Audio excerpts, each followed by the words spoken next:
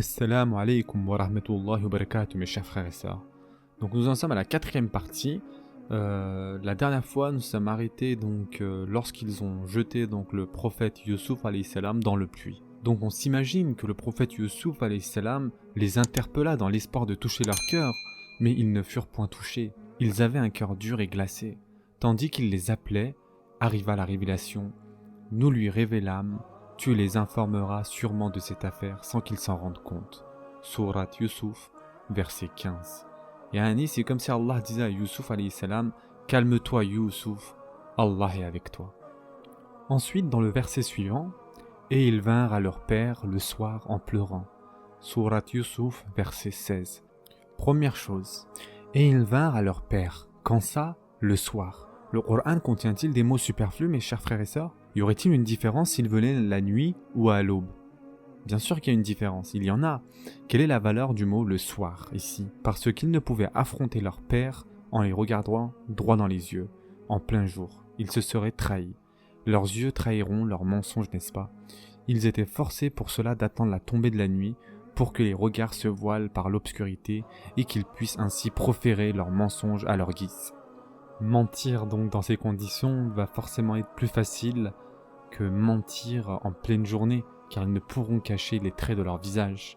Ils avaient commis leur crime, mais ils étaient incapables d'affronter de jour leur père. Ils avaient retardé leur retour et étaient restés donc à attendre qu'il fasse nuit, et qu'il y ait donc obscurité afin qu'ils mentent comme ils le veulent. Ensuite, dans le verset 17, ils dirent « Ô notre père, nous sommes allés faire une course, et nous avons laissé Youssouf auprès de nos effets, et le loup l'a dévoré. » Sourate Youssouf, verset 17. Évidemment, à propos de l'expression « le loup l'a dévoré », il voulait utiliser un terme déjà évoqué par Yaqub alayhi salam afin de rendre le scénario plus plausible. Puis après, qu'ont-ils dit? Ils dirent « et le loup l'a dévoré, tu ne nous croiras pas, même si… » Remarquez cette expression « même si » nous disons la vérité. Alors disent-ils la vérité ou mentent-ils? Bien sûr, ils mentent. C'est-à-dire qu'ils reconnaissaient « même si nous disions vrai, tu ne nous croiras pas ». Et la fin du verset nous montre bien sûr qu'ils n'avaient pas su mentir. Ils sont donc sortis menteurs. « Tu ne nous croiras pas, même si nous disons la vérité ». Ensuite, le verset 18. Ils apportèrent sa tunique tachée d'un faux sang. Ce verset-là contient un sens très important.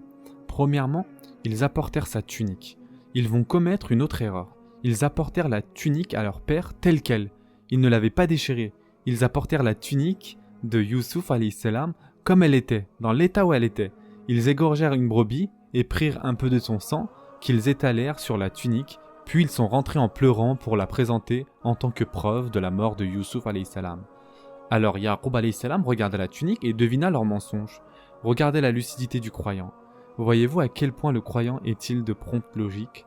Il n'est pas aussi naïf que cela. Donc dès que Yaqub alayhi salam eut porté son regard sur la tunique, Yaqub alayhi salam ne les traita pas de menteurs car il était bien éduqué. S'il leur avait dit à haute voix « vous êtes menteurs », il aurait brisé quelque chose en eux et aurait accru leur rancune envers leurs frères, n'est-ce pas?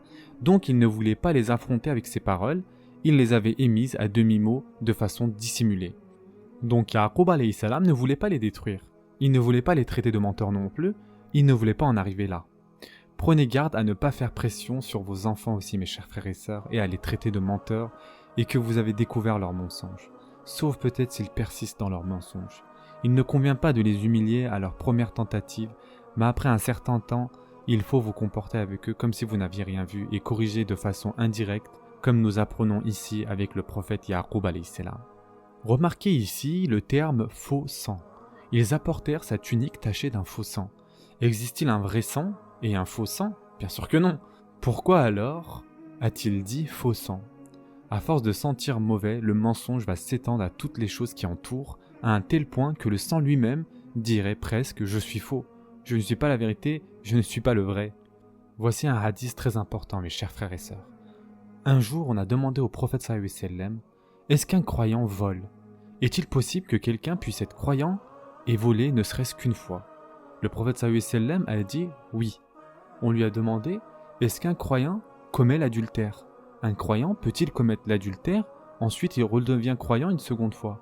Il a répondu « Oui, c'est possible. » Mais lorsqu'on lui a demandé « Est-ce qu'un croyant ment ?» Il a dit, le prophète sallallahu alayhi wa sallam, non, le croyant ne ment pas. Voyez-vous l'importance du mensonge, mes chers frères et sœurs?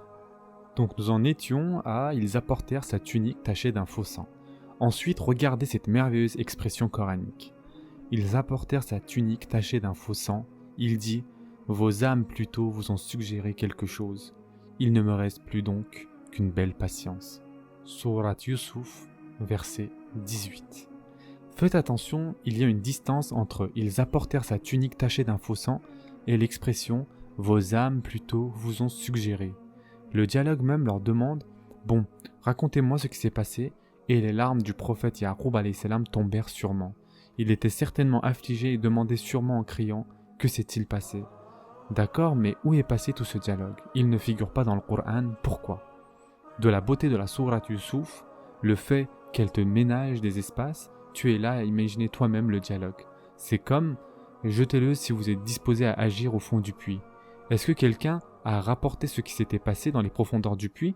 Nous avons seulement l'expression « les profondeurs invisibles du puits », ce qui laisse ton esprit préoccupé à deviner ce qui aurait pu se passer dans ces profondeurs. Comme si la signification était que la beauté du récit coranique laisse le spectateur dans le suspense. Ainsi un espace commence, il va les questionner encore et à la fin, il dit « Vos âmes plutôt vous ont suggéré quelque chose, il ne me reste plus donc qu'une belle patience. » À première vue, est-ce logique qu'il laisse passer la chose avec autant de facilité? Comment réagirait n'importe quel père dans une situation pareille? Dira-t-il « belle patience » et il se tait après? Il fera l'impossible et ira même à la recherche de son enfant. Alors pourquoi Ya'qub alayhi salam n'a-t-il pas agi ainsi? Premièrement, sait-il si Yusuf alayhi salam est vivant ou mort? Grâce à la vision que Yusuf alayhi salam lui a racontée, il sait qu'il est vivant et qu'il sera prophète. Il est donc vivant, mais Ya'qub alayhi salam craignait qu'en allant à sa recherche et que s'il le cachait quelque part, il ne lui fasse subir encore pire destin. Ici, Ya'qub alayhi salam n'est pas faible, ni passif, mais il est plutôt désarmé, car toute initiative qu'il prendra aura des conséquences désagréables. S'il s'en venge et qu'il les chasse, il perdra les 12 et peut-être pire encore. Et s'il les traite de menteurs, il les détruira sans rien obtenir d'eux. Et s'il court à la recherche de Yusuf alayhi salam, il se pourrait qu'il lui fasse plus de mal.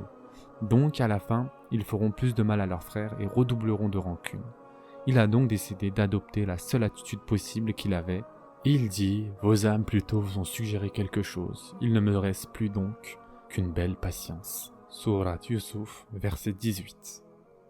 Regardez cette expression-là, « belle patience ». Existe-t-il une belle patience et une patience moins belle? Que veut dire belle patience ici? Imaginez-vous la position dans laquelle est Ya'qub alayhi salam. Est-elle difficile ou pas? Alors pourquoi leur dit-il belle patience? C'est comme s'il leur disait « Regardez ce que vous lui avez fait, alors moi, je ne vais ni crier après vous, ni me conduire avec dégoût avec vous, ni être déprimé devant vous. Moi, je vais me conduire avec vous avec clémence. C'est une patience sans dégoût, une patience sans plainte, une patience sans désespoir de la miséricorde d'Allah Azza wa Jal. C'est ça la belle patience. » Pendant que nous parlons de Ya'qub alayhi salam, que fait donc Yusuf alayhi salam? Il est dans le supplice, dans le pluie, il est dans l'obscurité pendant plusieurs jours. Et qu'est-ce qu'on apprend à la suite du verset? C'est à Allah qu'il faut demander assistance.